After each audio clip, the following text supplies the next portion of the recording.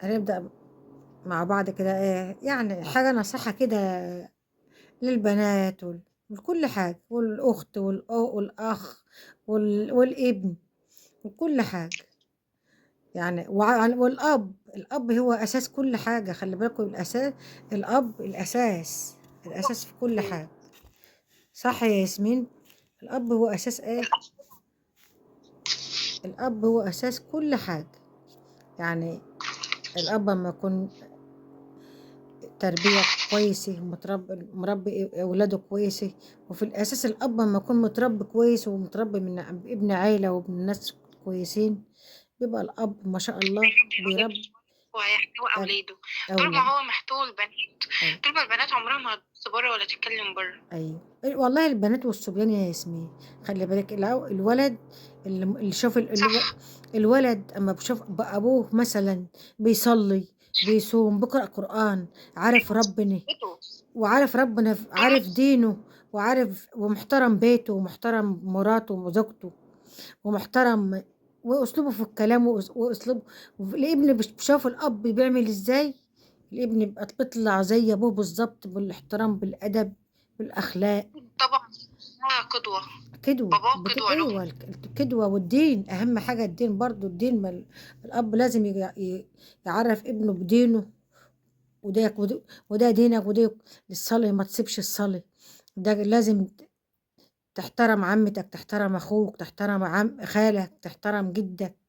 دي احترام لازم. صغيرين بابا ايوه. بيعمل معانا ايه؟ ايوه.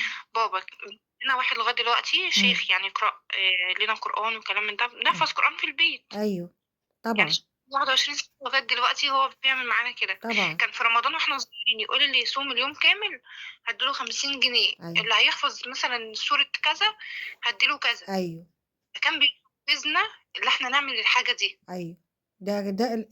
دي التربية، دي التربية الصحيحة. الواحد يقوم، الاب يقول لك دينك صوم. حتى الطفل الصغير اما يتعود يصوم نص يوم وهو لسه صغير، يصوم نص يوم أيوة. ويفطر، ويتعود بقى بعد كده يوم او يوم يومين يوم، يتعود بقى على الصيام وعلى دينه ودي صلاة.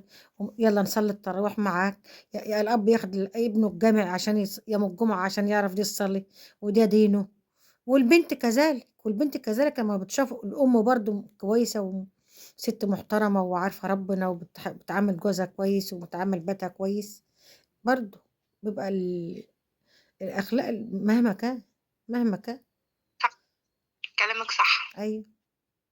دي أهم حاجة في التربية وفي الوعي وفي كل حاجة. احتووا أولادكم.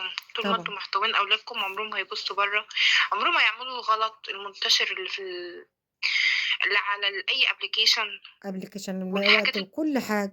اللبس. طبعا. الكلام ده وحتى كله. وحتى محتوين البنت أولادكم وخايفين البنت على أولادكم. اسمها البنت حتى لو معاها التليفون برضو بس ومحترمة نفسها ما تخافيش عليه. أيوة. طبعا. طب ما احنا معانا التليفونات. أي،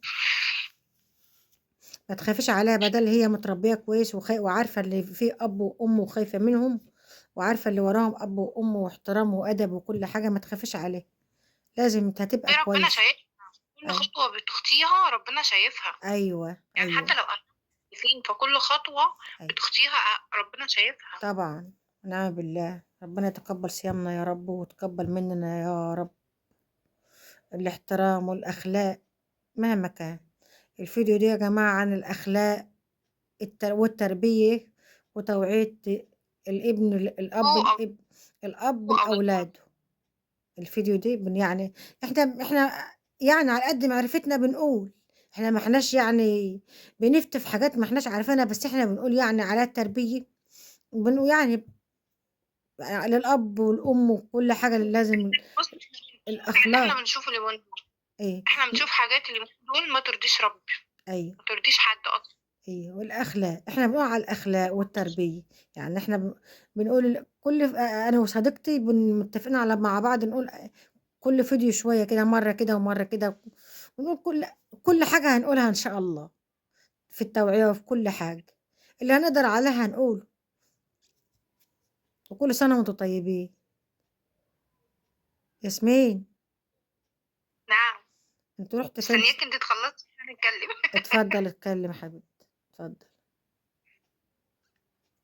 أهم حاجة، أهم حاجة، أهم حاجة يعني إن أنتم تخلّوا أولادكم أصدقاء، مش اللي هو مش تبعدوهم عنكم.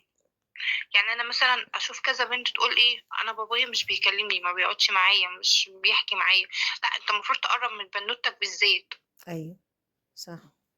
المفروض تقرّب من بنوتك. أنت لو قرّبت من بنوتك واحتويتها، هي مش هتخاف تقول أي حاجة، لو عملت أي حاجة تيجي تقول لك على طول. وصديقي خلّي بالِك وصديقها وممكن في أب ما بش في عياله ما بيشافوهمش حتى هُم يناموا وهو يكون لسه ما جاش. أيوه، فأنا أيوه، باتكلم لازمًا تكونوا مقرّبين لبعض، أيوه، وخصوصًا البنت. أيوه، صح. خصوصًا البنت، إحنا البنت بنشوف حاجات استغفر الله العظيم أيوه، دلوقتي. أيوه.